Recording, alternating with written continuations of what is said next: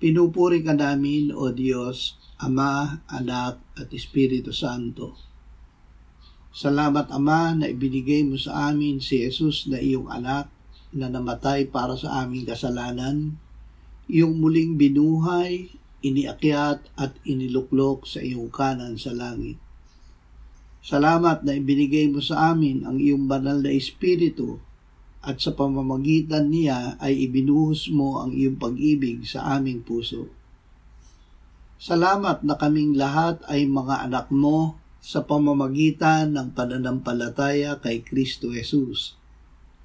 Kami na binautismuhan ng iyong Espiritu kay Kristo ay binihisan mo ni Kristo. Kaya't kami ay iisa kay Kristo, mga binhi ni Abraham at mga tagapagmana mo. Amen.